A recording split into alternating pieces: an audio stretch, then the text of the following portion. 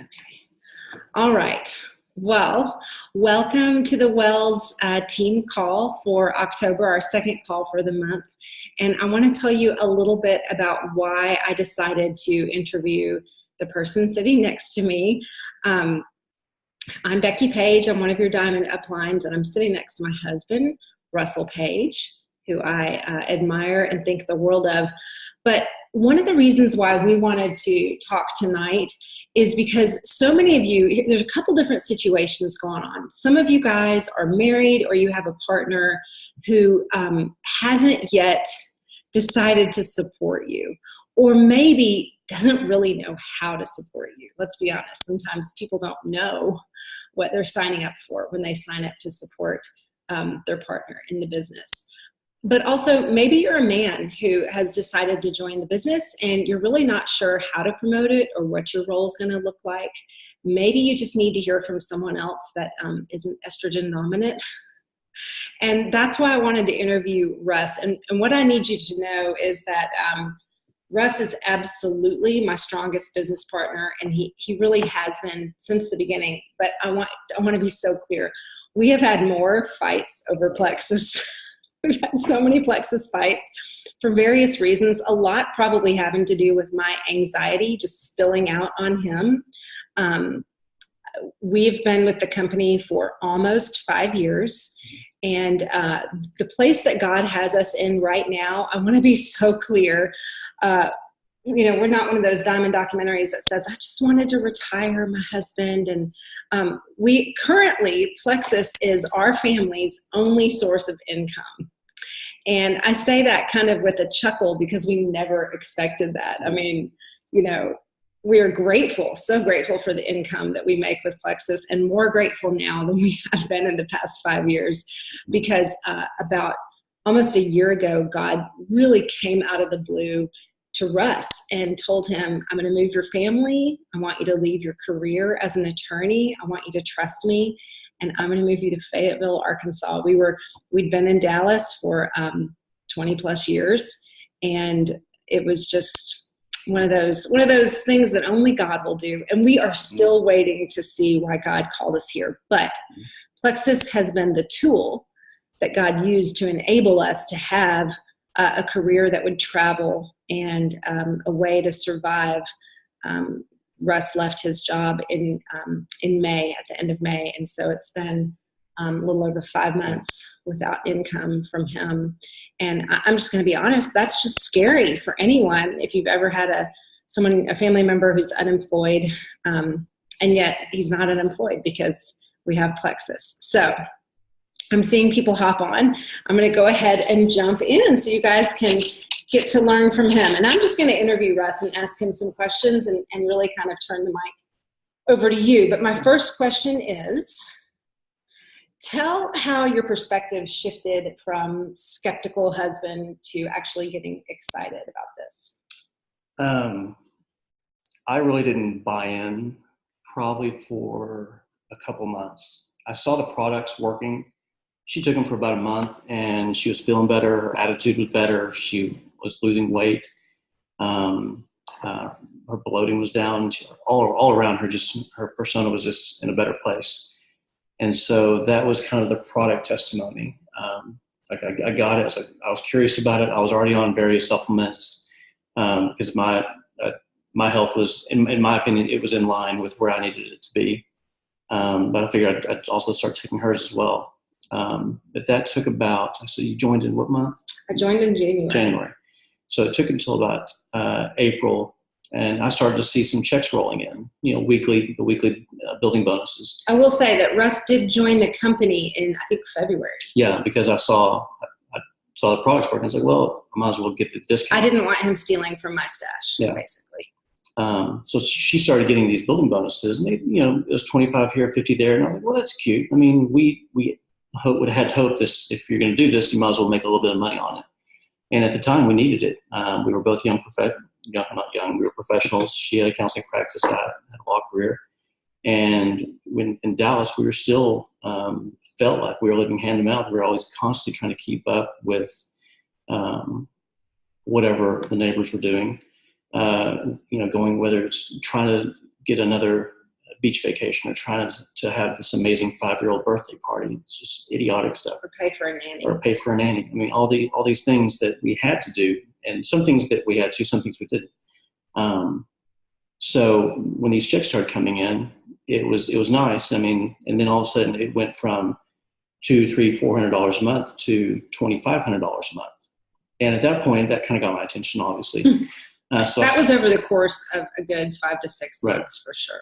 So I started tracking it. I started building spreadsheets, and my mind is more analytical in nature. I'm not gifted. I'm not a talker. I'm not really gifted in relationships like she is. And so it's easy for me to just analyze things. And so that's what I did. That was my skill set that I was able to contribute. So I started just kind of seeing where her teams were building and trying to encourage her.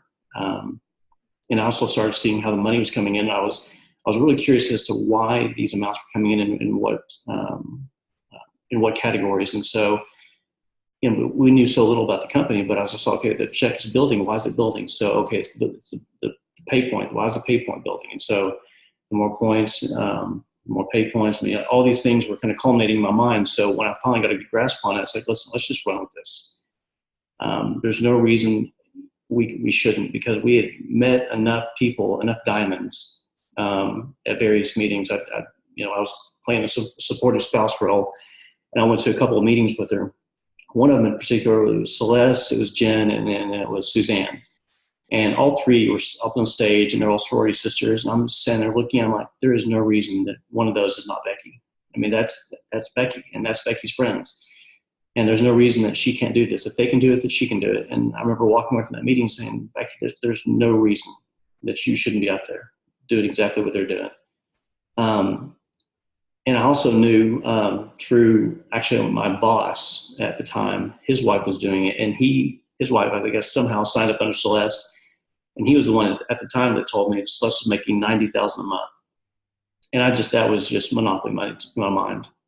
She's making a ton more now, but at the time, that's what I was told, and so I just said, well, if that's the case, then if we can just get a fraction of that, why not? Why don't we just try it?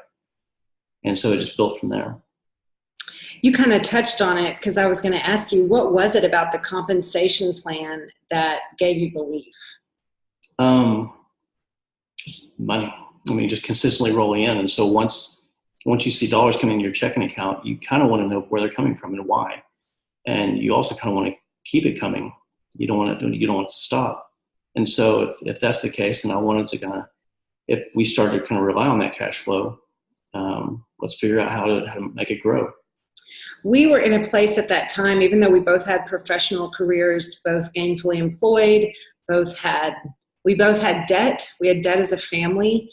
We had smart debt, school debt, but we also had stupid credit card debt, dumb, loans, whatever.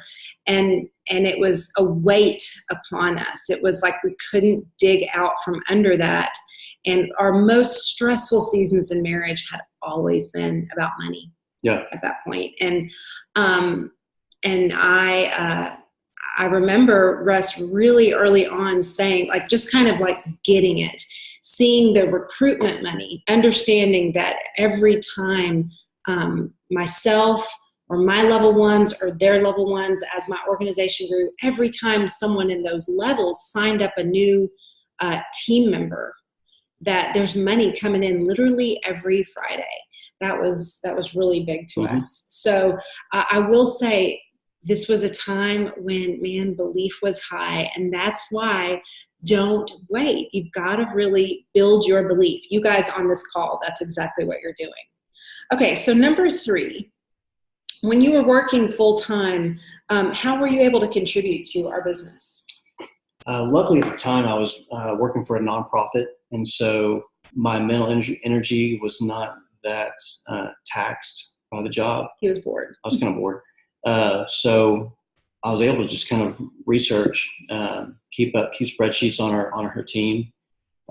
Whenever she was in session with clients, some of her level ones would actually call me with questions about the back office, because at the time I think there was some back office transition. And so I just kind of took on that role. I said, listen, if we're going to grow this, if we're going to hit these goals that we set for ourselves, we're actually I'm gonna have to backfill in whatever way I can. And I don't have the product knowledge that Becky does, and I don't have the relationships that she does, but I can at least try to answer some questions and try to help out in whatever way. Something else Russ was doing during that season is Russ was literally recruiting all the ladies in his office. It was awesome. I mean, he didn't have like, hey, here's the 4 points. Let me explain how these, this combination of ingredients works. He just knew you're going to feel better. There's a good chance you're going to lose weight, but guaranteed if you're on some kind of prescription, I bet you'll be able to either go down at some point or make vast improvements in your health. It was like he just knew the bare basics. And what I can say is that his belief was high, even though if you really knew Russ Page, you'd know he's a huge skeptic. Mm-hmm. And he is so the last person to go around and tell everyone they got to try this product. It was just like we had this, this great energy and power between us as far as just being on the same page about the products. Yeah. Okay, so that leads us to number 4. We don't really work our Plexus businesses the same. We never have. So what advice do you have for men, whether they are a husband to someone in the business or a partner to someone in the business, or whether they are just a male in this very female-driven biz? What's some piece of advice you could give? Basically, know your strengths, know your skill set. This is a very female-driven business, and so try to take your ego out of it.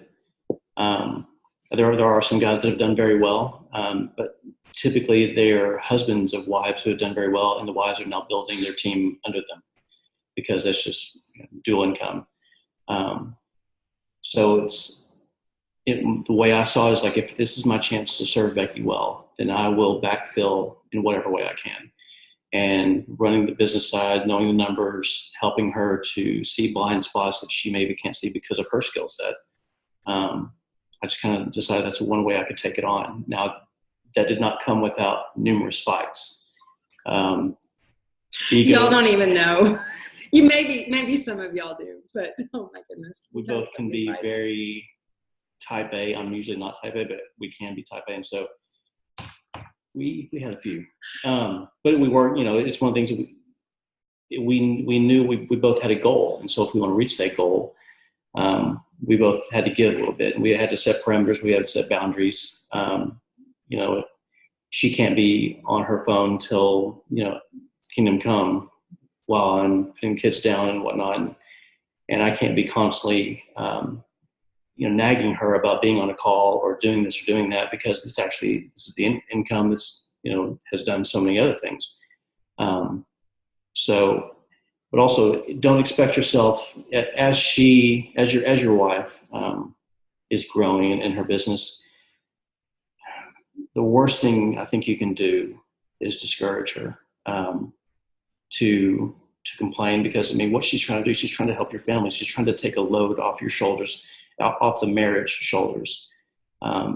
She's trying to help pay for a family vacation, pay for a mortgage. She's trying to gas the car, whatever it is. She's trying to help. She's trying to help your retirement plan, whatever it is. And so when I started to kind of see that Becky's, she's allocating all this time to this, it's not for her own benefit.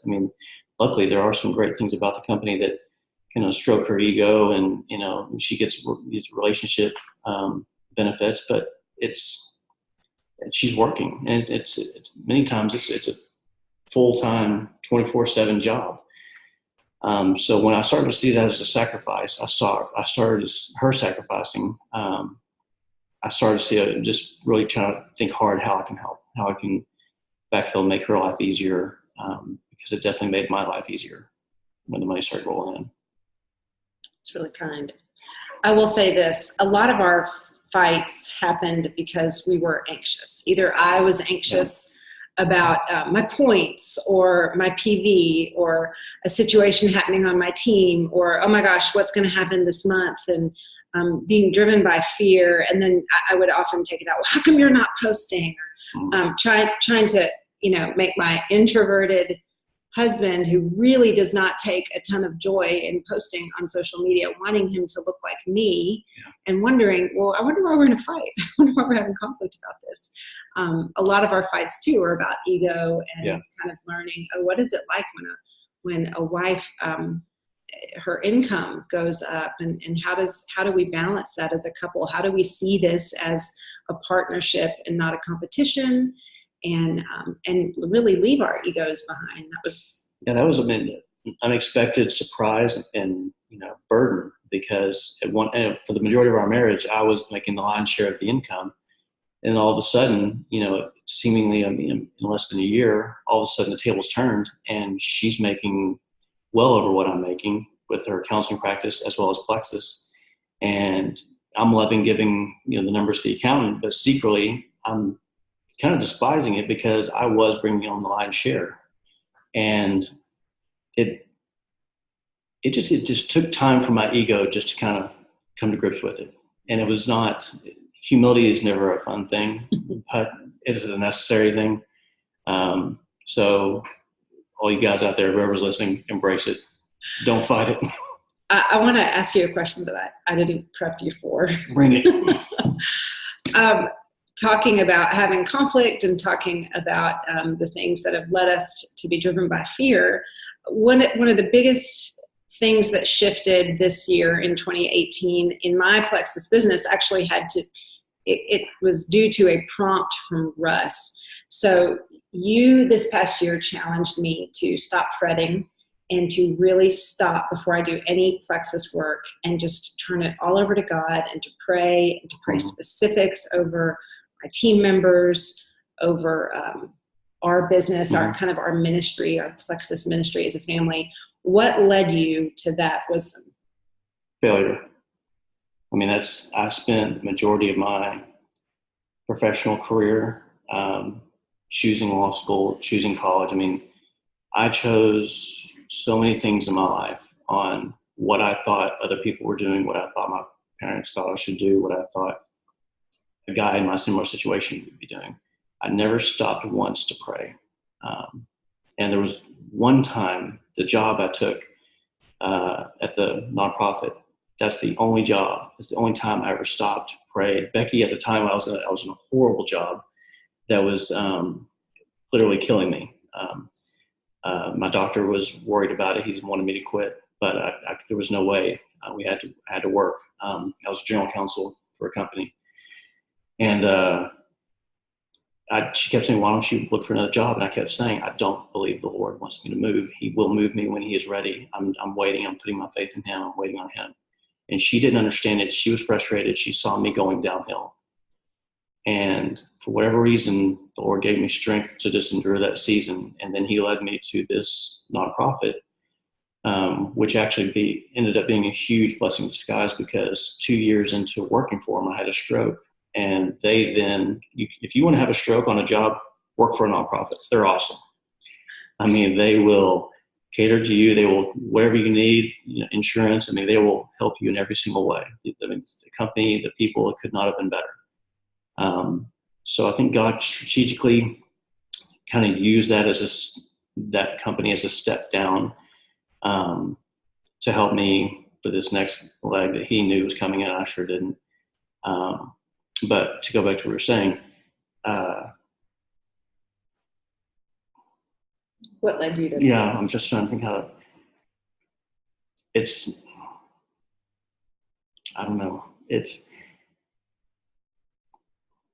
She was struggling in so many ways, with discouragement, with frustration, and so finally, as my faith was growing in different ways.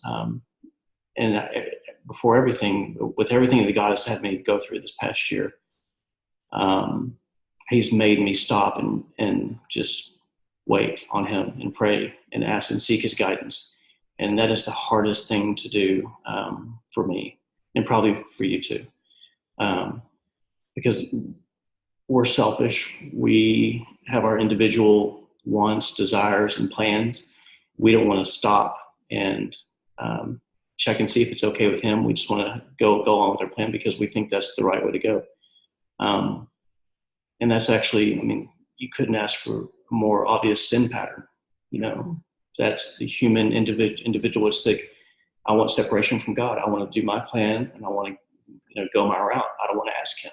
And that was my sin. And so whenever I saw her taking on these tasks and these, seemingly insurmountable issues in her business and what have you, it was easy at that point for me to say, stop, pray. I mean, if this is his will, he's brought us this far. If this is his will, ask him which way you want him to go, or he wants you to go.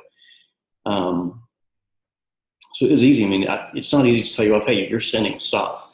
Once you stop and pray, it's easier to say, stop, let him lead you. Let him encourage you. Let him do this. Don't do it in your own strength. None of us can do this in our own strength. And so that was the easiest thing for me to do, is just do that. So sorry, I'm soapbox. No, you didn't soapbox. I asked you to get up there. Okay, so last question. What would you like to tell husbands who haven't yet decided to support their wives in crisis?